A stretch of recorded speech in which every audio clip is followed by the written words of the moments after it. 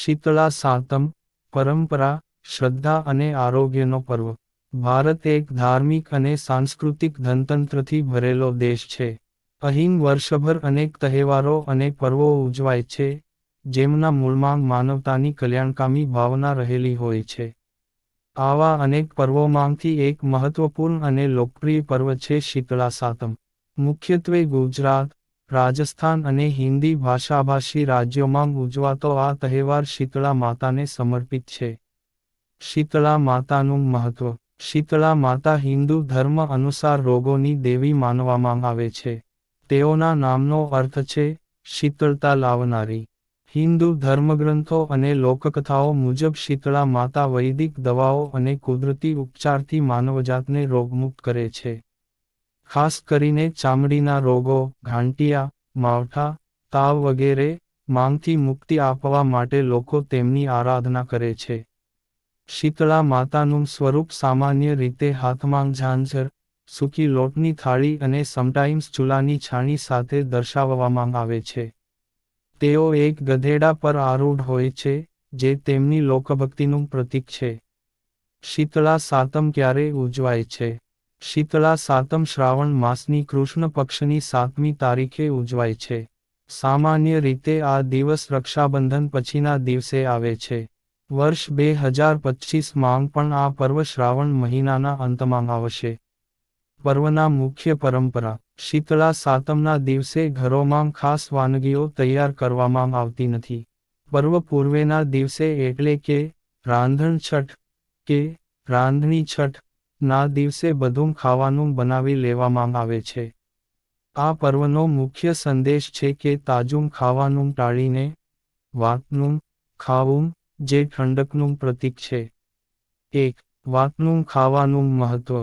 શીતળા સાતમના દિવસે લોકો તાપમાનથી દૂર રહેવા માટે ઠંડું અને અગાઉનું રાંધેલું ખાય છે.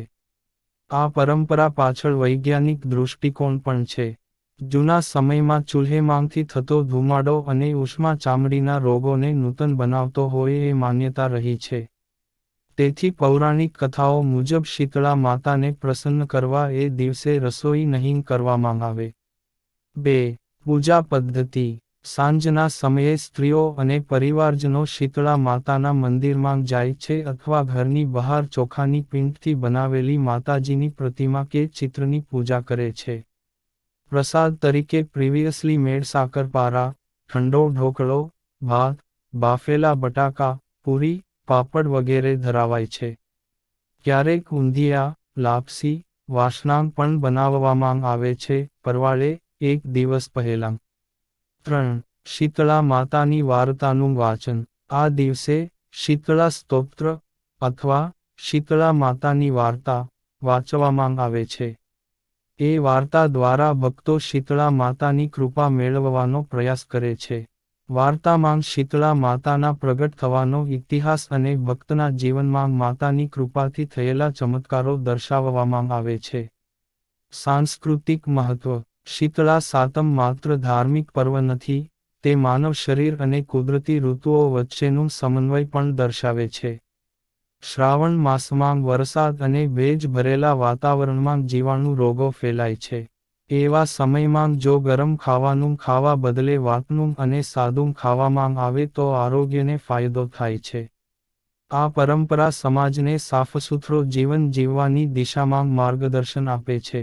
નાની નાની બાબતો જેમ કે રાંધવું ટાળવું, ઘરના દરેક સભ્ય સાથે બેઠા ઠંડા ખોરાકનો ઉપભોગ લેવું, સામાજિક સંવાદ અને કુટુંબ બાંધણને મજબૂત બનાવે છે. આધુનિક સમયમાં શીતળા સાતમ. જ્યાં એક તરફ આધુનિકતા અને ઝડપી જીવનશૈલીના કારણે ઘણી જૂની પરંપરાઓ ધીરે ધીરે ભૂલાઈ રહી છે, ત્યાં શીતળા સાતમ જેવી પરંપરાઓ હજુ પણ લોકહિતને જાળવી રહી છે. આજે પણ ઘણા પરિવારો આ તહેવાર ખૂબ શ્રદ્ધા અને ઉત્સાહથી ઉજવે છે. શાળાઓ અને સામુદાયિક કેન્દ્રોમાં શીતળા માતાની કથાઓનું પાઠન અને વાનગી વિતરણ યોજાય છે. શીતળા સાતમ અને સ્વાસ્થ્ય. આ પર્વનો એક મહત્વપૂર્ણ પાસો એ છે કે તે આરોગ્યપ્રદ જીવનશૈલી તરફ દોરી જાય છે. ફૂડ પોઈઝનિંગ અને સંક્રમણના ભય વચ્ચે જ્યારે તાજું તળેલું ખાવું આરોગ્ય માટે જોખમકારક બની શકે, ત્યારે શીતળા સાતમના નિયમો, જેમ કે ખાંડવાળી અને ઓઇલલેસ વાનગીઓ ખાવું, શરીરને આરામ આપે છે. નિષ્કર્ષ: શીતળા સાતમ માત્ર શ્રદ્ધાનો તહેવાર નથી, પણ તે આરોગ્ય, પરંપરા અને કુટુંબ એકતાનું અનોખું સમન્વય છે. આજે પણ ગામડાઓથી લઈને શહેરો સુધી અનેક પરિવારો આ પર્વને સમર્પણભાવથી ઉજવે છે. શીતળા માતા માત્ર એક દેવતા નહીં પરંતુ એવી માન્યતા અને સંસ્કૃતિનું પ્રતીક છે કે જે નિસ્વાર્થ ભક્તિ, આધ્યાત્મિકતા અને સ્વસ્થ જીવન માટે પ્રેરણા આપે છે.